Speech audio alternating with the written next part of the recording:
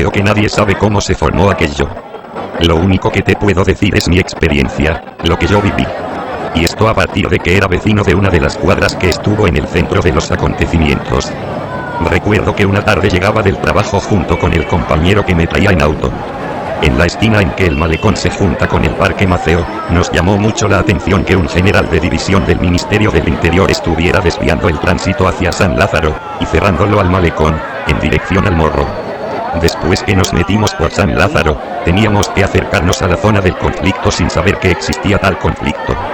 En el ambiente, sin embargo, había algo raro. En la calle San Lázaro estaba la gente en la puerta de las casas. Todo el mundo a la expectativa. Algo estaba pasando y no era bueno, pero no sabíamos qué era en realidad. A medida que me acercaba a mi casa, me fui dando cuenta de que el problema tenía el centro prácticamente a 100 metros de donde yo vivía. Ya iba a pie, pues me bajé 3 cuadras antes para evitar poner en peligro a mi amigo, que podía ser agredido dentro del auto. Según presuntos testigos, la protesta ocupó casi todo Centro Habana. Yo te cuento lo que vi. Había una masa tremenda en la misma esquina de Galeano con Trocadero, a unos metros escasos del Hotel Deauville. Este conglomerado estaba gritando cosas contra la revolución. Por ejemplo, gritaban libertad, libertad, libertad, abajo Fidel y otras cosas. Carro patrullero que se acercara. Desde las azoteas y balcones de las casas les tiraban piedras y botellas.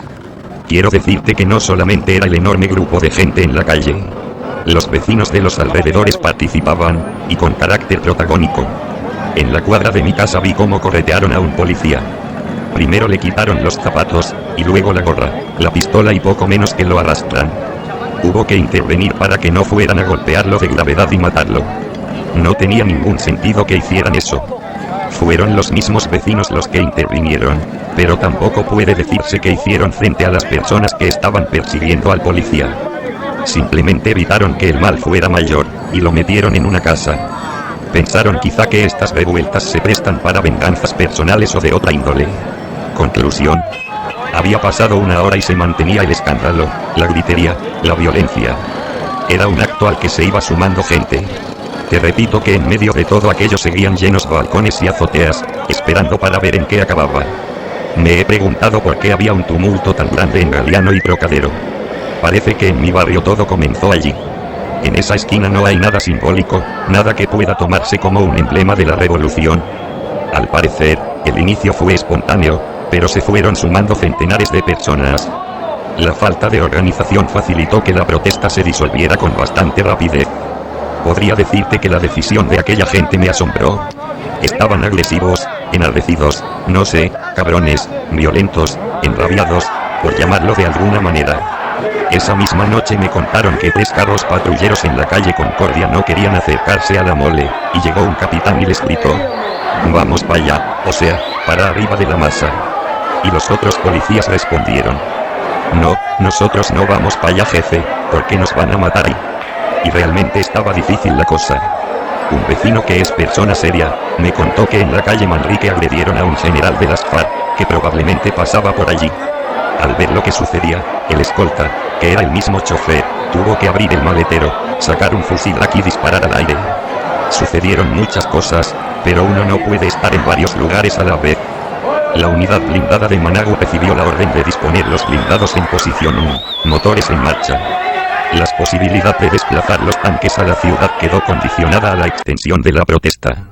Tras la brutal represión de las fuerzas del orden que tuvieron que ganar edificio por edificio, sobre todo en el malecón y donde uno de los miembros del Blas Roca sufrió con toda justicia, por represor y esbirro, el impacto de un ladrillo en ojo, que perdió por cierto, el resto de la población al ver la dureza de los actos policiales corearon las consignas de la policía y del contingente.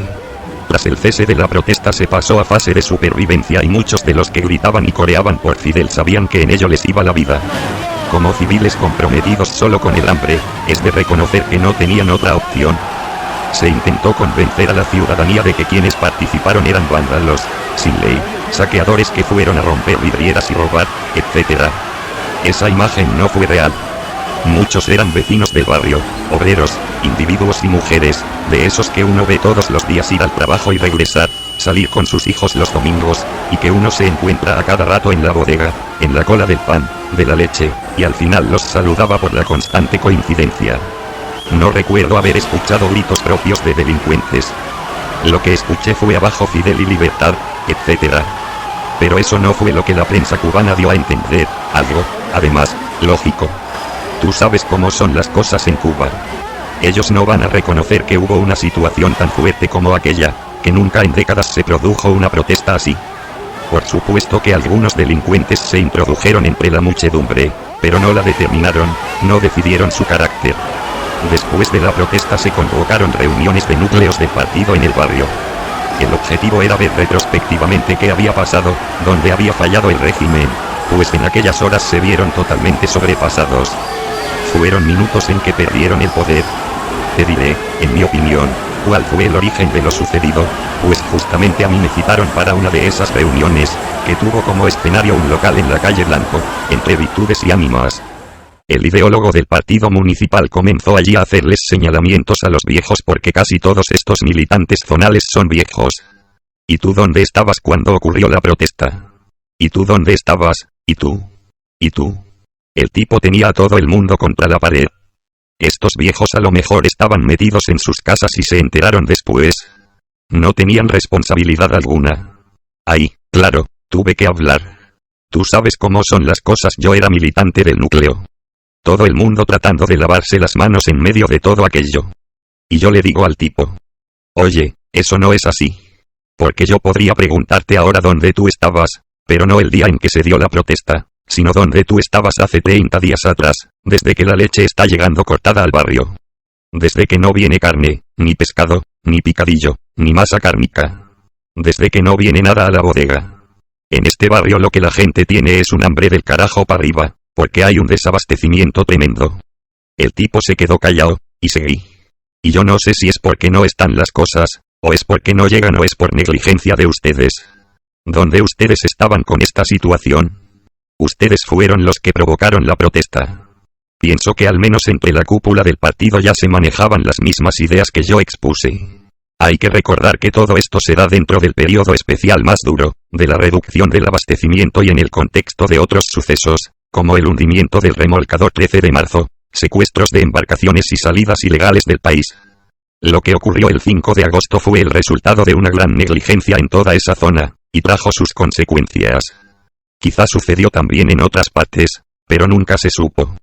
En Centro Habana colapsó la paciencia a causa del hambre, y eso sí trae problemas. Unos pocos días después, Raúl Castro dijo que los frijoles eran más importantes que los fusiles. De hecho, hasta semanas posteriores se veía pasar por el barrio un tipo de Jeep Gaz 69, de los antiguos soviéticos, que antes tenían capotas, pero ahora iban descapotados y preparados como especie de carrito antimotín, o cosa así.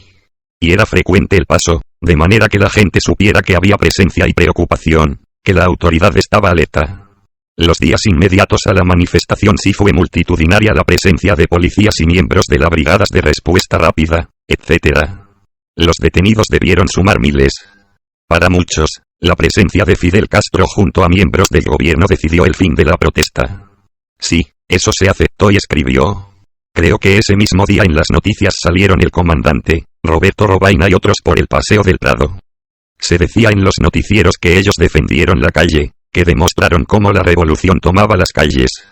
Pero la verdad es que no caminaron por donde fue el problema. Recorrieron otra área, por donde había más control. Porque a la parte de acá, donde verdaderamente sucedieron los hechos, no llegaron. Quedó la imagen de que fueron allí, pero no fue así.